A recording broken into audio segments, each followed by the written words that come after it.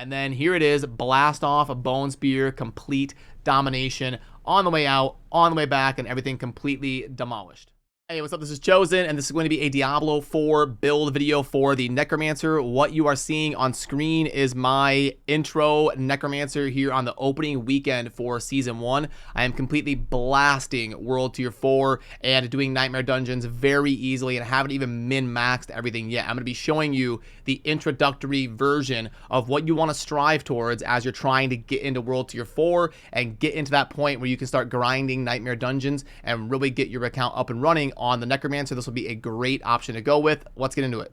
Alrighty, so first up, let's talk about the skills on the bar and how the build is actually going to play. I do some things that are a little bit different than the standard bone spear style out there, and I'll kind of walk you through that, especially when we dive into the skill tree and some of the synergies. So starting with our left click, this is definitely different. I'm going with Hemorrhage. Now, most versions of this build will go with Bone Splinters, but we'll talk about why I like going with that as my basic ability. The thing we're going to be spamming is obviously going to be Bone Spears, so we've got that on the right click. And then for our 4 utility skills here, 1 through 4, starting with Decrepify, going to help us get some CC on the mobs, slow them down, and also be able to lower our cooldowns as it synergizes with other stuff. Blood Mist is our get out of jail free card, and it's also going to help us proc some corpses based off the things that we take in the skill tree for it.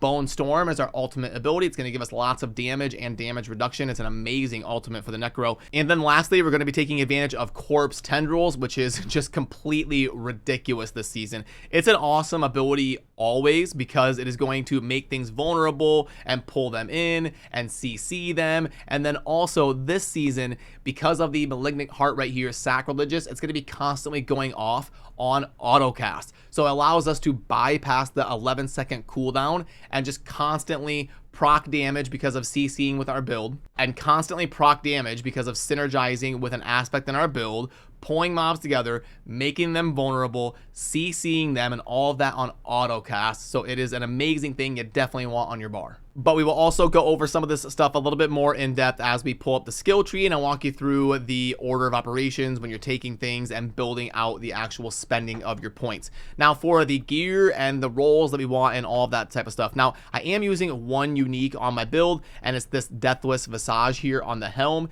It's nice, but you can do just fine with a rare that has some nice rolls on it. I do have the rolls down here. On your helm, if you get something with like cooldown reduction and all stats and max essence and intelligence, and you get a helm with some decent rolls, you'll do just fine. But you do want to eventually get the Deathless Visage on there. I'm level 74 right now, and I have already found 3 of them, which might be a little bit lucky, but I'm gonna guess that most of you by about level 80-85 will have probably found one of these. And if you get lucky enough to find one, go ahead and throw it on. It'll do great in this bone spear style. But then for some of the other slots, I'll talk about some of the important rolls that you definitely want to make sure you're getting. And the most important one is on your gloves, making sure you get bone spear ranks. You want to get those +4 rolls on your gloves. They're one of the first pieces you want to make sure you upgrade as well to get those extra skill points. And then you definitely want crit strike chance. Other than that, there's a couple ones that can slot in there in the last 2 slots, but on the gloves, definitely get ranks to bone spear and crit strike chance.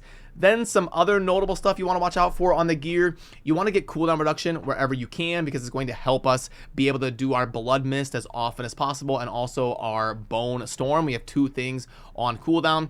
3, like I said, with Corpse Tendrils, but we don't cast that, so it doesn't matter. But it's going to help us just be able to cycle through, and we want that Bone Storm ultimate as much as possible. So get cooldown reduction on your offhand and your amulet for sure, and also your helm. If you're not using the unique, you'll want to watch out for that on there. Now, other than that, we do definitely want to stack movement speed, because we want to move around fast in a build where we're trying to farm in general and get our account up and running at the start of a season. So get movement speed on your boots and your amulet. You're going to want cooldown reduction on your offhand and your amulet, and also maybe your helm. And then also, I like going with weapon and offhand as opposed to a 2-hander. You're going to get bigger damage numbers if you go with a 2-hander two-hander, but you're going to be missing out on an aspect. And in this build, we're already leaving out like 2 or 3 really good aspects that I would want to get in there on the build. So we're kind of starved for spots of aspects. So I like having the main hand and offhand to get that extra one. And then also I like attack speed. I really like the flow of being able to do my basics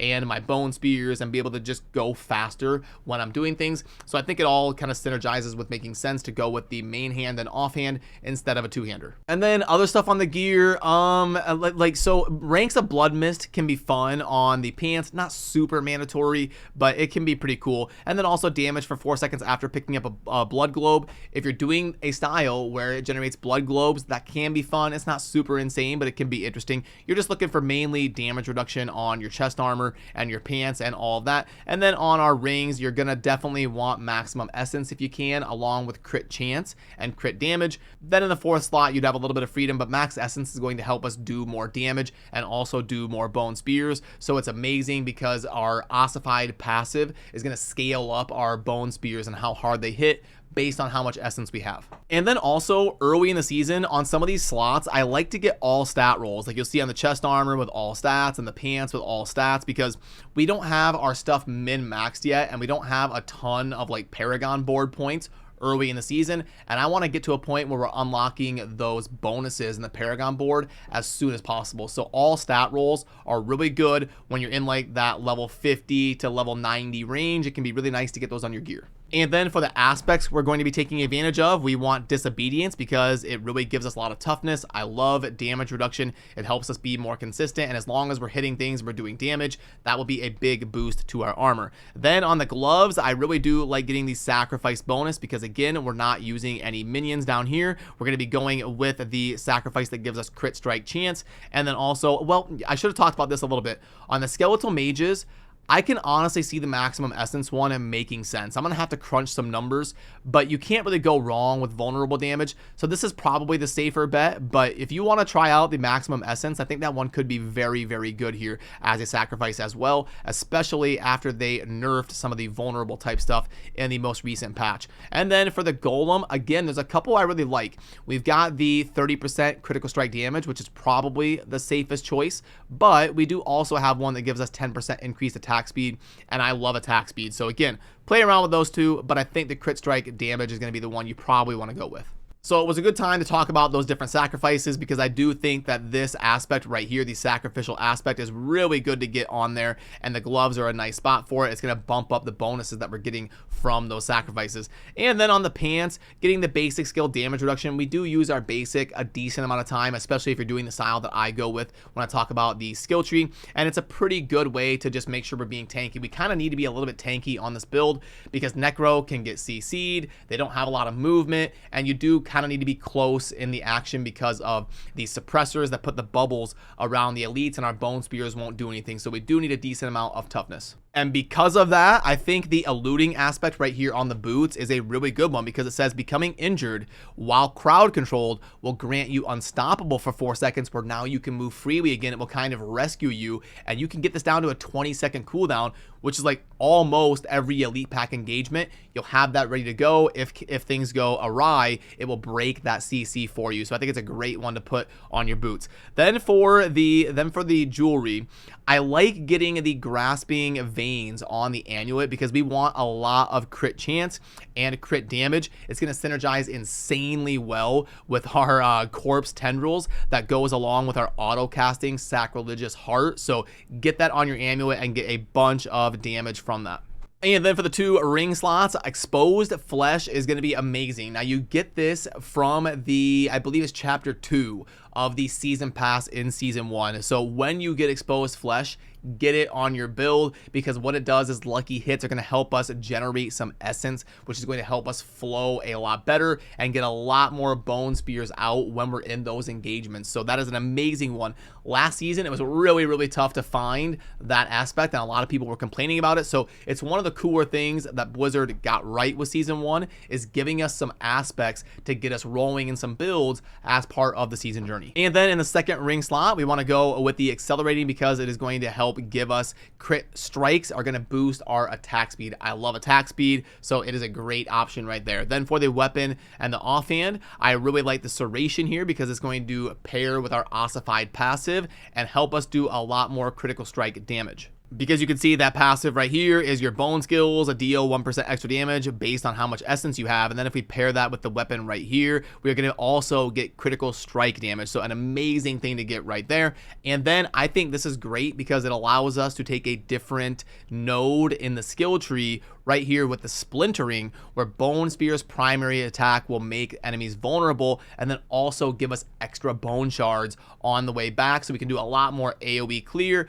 and we definitely want to get that in the build. Then the gems down here are pretty self-explanatory, but the seasonal 1 mechanic, the Malignant Hearts, I think there's 2 that you really want to get in your build no matter what, especially with this style as you're entering into World Tier 4. So I do think that you want the Revenge here for the damage mitigation, and then it will also deal out some of that damage when you use your Blood Mist, because you can see right here it says that it's going to pair with that, and then when you cast your Blood Mist, it's going to cast out some of that suppressed damage. So it's an amazing choice to help you get a lot of toughness and some utility. And then this Sacrilegious Malignant Heart right here, I absolutely love this. In my opinion, this is one of the coolest things they did in Season 1. This heart right here that is going to say walking near a corpse automatically activates an equipped corpse skill every second. That is so incredible. It makes the build a lot more fun. It allows us to bypass the cooldown. It lets us feel more powerful, and it is something you're going to want to really take advantage of in your build. I think those 2 are really the ones you want to go with. In the third slot, go ahead and play around with some different hearts and see what you like. I put this one in here because you can't really go wrong with cycling through the different bonuses like attack speed. But okay, then for the skill tree. So like I said, the safer bet and what a lot of people are going to recommend you do is go with Bone Splinters. And that is a great choice. Go ahead and do that as your basic if you want to use Bone Splinters. But I was getting a couple rolls on my gear of increased damage when you pick up a blood orb. And so I said, you know what? Why not? I'm going to try it. And I kind of like the Hemorrhage playstyle because I'm constantly getting fortifies as well. Right here you see Hemorrhage grants 1.6% base life as a fortify every time it hits an enemy, and then with this enhanced version right here, you can spread it to different enemies around your target. So I was really liking when I switched over to that, seeing that fortify always on my health globe constantly going up, and it is a fun way to play the style. So go ahead and try both of them. Try the Bone Splinters, see if you like that. Try the Hemorrhage and see if you like that style with the fortify. And then this fortify is also going to synergize down here where I get more fortify because of this necrotic carapace. So I've got a ton of fortify, constantly making myself tougher, and allows me to stay in the fight and keep going without having to run away or die and all that type of stuff. But okay, then going down to the core tree here, there is one thing I really want to talk about, and that is the effect that you're taking on Bone Spear. Do you take Supernatural or do you take Paranormal? Now, I think you're going to want to take the Paranormal right here and switch over to that if you can. But if you don't have the splintering aspect, this one right here, the splintering where Bone Spear's primary attack will make things vulnerable, if you don't have that, you may want to go with the top one here that is going to make them vulnerable. But once you do get the splintering aspect in your build, go ahead and swap on over and get those extra bone shards to help you get a lot of ricochets and a lot more AoE clear speed. And it also gives you 5% critical strike chance, which is absolutely amazing. So definitely swap on over once you get splintering into your build. And we do also want to take advantage of Hewed Flesh because on lucky hits, it's going to help us generate corpses. And that is really going to help us because our corpse tendrils are going to be constantly popping off. And remember, every time we proc that effect, we are getting an increase to our critical strike damage and our critical strike chance. And then there's 2 more here in the core section that we want to max out, and that is going to be the Unliving Energy to bump up that maximum essence and help us do a little bit more damage. And then also the Imperfectly Balanced right here where core skills are going to cost more essence, but we're going to get a damage multiplier. And that's why it's so important to get that aspect of Exposed Flesh, because our Bone Spear is going to cost a little bit more and we want our lucky hits generating essence for us. Then down into the next section here. Now, again, this might be a little bit different than what most people do, but I like doing the Blood Mist where I slide on up here where it leaves a corpse every second, because what I like to do, and we'll get to this when I talk about the gameplay section and the notes, I like to use Blood Mist to engage, which is a lot more different than most people play it. I like to kind of go in with Blood Mist and then use it to drop corpses for me. And what that's going to do is allow me, even if I haven't killed anything, I haven't fired a single bone spear, there's no corpses on the ground, what I can do is Blood Mist in, drop 3 corpses, and now what's going to happen? My aspect of Grasping Veins is going to pop off and increase my crit chance and my crit damage. It's also going to give me an opportunity to CC the enemies, group them up, pull them in, make them vulnerable, and I didn't have to kill anything or generate any corpses. Blood Mist does it for me. It makes me pass through things, it makes me invulnerable, and it's a perfect engagement tool. But the risk and the argument against doing that is that we are not gonna then have a way to get out. If something CCs us, we're screwed. We're just gonna stand there and die. But that's why I said we put this eluding aspect on our boots, where becoming injured while crowd controlled will grant you unstoppable. And we can get that as low as a 20-second cooldown. So it'll be super consistent and it'll basically save us every time we end up in a sticky situation. So there's a lot of moving parts there that can really synergize with helping us use Blood Mist as an initiator to get corpses on the ground and ready to get the ball rolling. And then we want to slide down and put 3 into these 2 right here. Grim Harvest, where consuming a corpse is going to generate essence. Again, it's going to help us flow. And again, why we want those corpses on the ground constantly. And then right here, Fueled by Death, we deal 9% more damage for 6 seconds after consuming a corpse. That will basically be permanently up because it synergizes with the Sacrilegious Malignant Heart that we're using in our jewelry. And then down in the curses section, this is also going to be a little bit of a difference from some of the other builds that might be recommended out there. A lot of people like to go with the Malignant Heart that will auto cast Decrepify around you. And it is great. I do love that Malignant Heart. The problem is it's a really low radius, and it is also not going to be super consistent or as big of an area. So I like to put Decrepify on my bar and just get it in a huge area encompassing everything I'm hitting, because I'm using Decrepify to lower my cooldowns. As you see right here, on a lucky hit, enemies hit while affected with Decrepify have a 15% chance to reduce your active cooldowns by 1 second. And we're using 2 different things that are super important to lower our cooldowns in our Blood Mist and then also our ultimate Bone Storm. And because we're initiating with our Blood Mist to get us rolling as soon as possible and get us into the fight, what we can do is Decrepify everything, fire 1 volley, and sometimes our Blood Mist will be ready to go again right away. So because of that, I like to be a little bit more reliable and have a little bit larger area with my Decrepify. I also, something I like to do when I'm moving in between elite packs and my Bone Storm has like a 27-second cooldown still,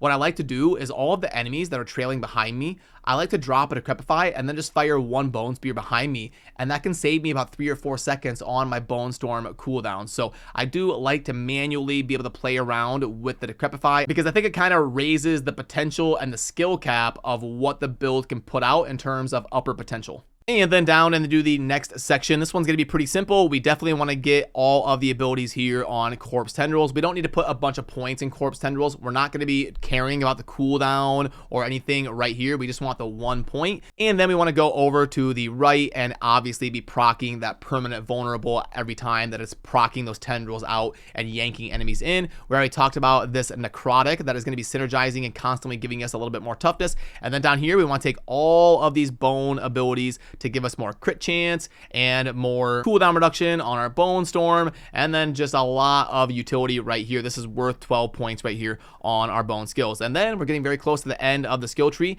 The ultimate that I like is Bone Storm. It's absolutely amazing. You're going to be getting the damage reduction right here, and then also 20% crit chance. Are you kidding me? This helps you blast big rooms. You want to save this for big things like huge boss fights or grouping up like 5 elite packs. You pop your Bone Storm and just eviscerate the whole room. And then our key passive is going to be Ossified Essence, and this is the reason that you want to make sure you're constantly staying high in essence. And we'll talk about that when we get into the gameplay loop. But first, I want to touch on the Paragon for a little bit. Okay, so the thing with the Paragon board is it's going to be a little bit of a simpler version until we min-max it later when we've got more glyphs and we've got more Paragon points and we can unlock the power of 5 different Paragon boards. I will link to this down below if you want to be able to pull up the Paragon board that I have currently when I'm a low level, at level 74, but I'm not like level 99. So later on down the road, I will get like the full 5, 6, 7, whatever glyphs and Paragon Board full version out. But what I wanted to do, because I don't have a lot of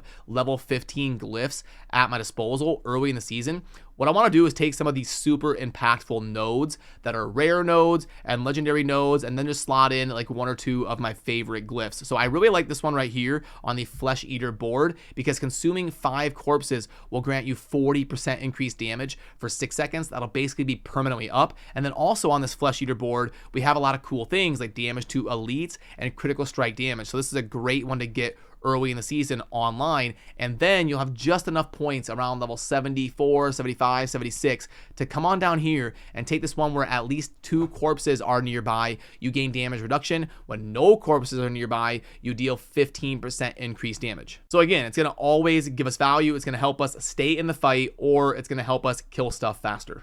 And then on this Scent of Death board as well, over here on our way to that, we've got a bunch of critical strike damage. So you really can't go wrong early game with this super simple setup. And then the glyphs I'm going with right now, just out of the 2 glyphs that I've leveled up to 15 so far, is going to be Control and then also Exploit. But there are actually some other interesting choices here on the Necromancer, and when we do our more optimized Paragon board version, where it's not like the early season version, we'll do a more deep dive discussion on those glyphs and what to slot when and where. And then I did also write a notes section here where I wanted to talk about some of the things to keep in mind, and then also the gameplay rotation of how to play the build optimally. So right now, this first one here talks about there's lots of moving parts. There's lots of other really good aspects. So as you're leveling, if you see something that slots in, go ahead and use it for a little bit. And you don't have to go with the exact setup I'm doing, because there are a lot of really good options and ways to play this Bone Spear style, especially early in the season. And then some of this other stuff like 2, 3, and 4 are things that we have talked about a little bit earlier.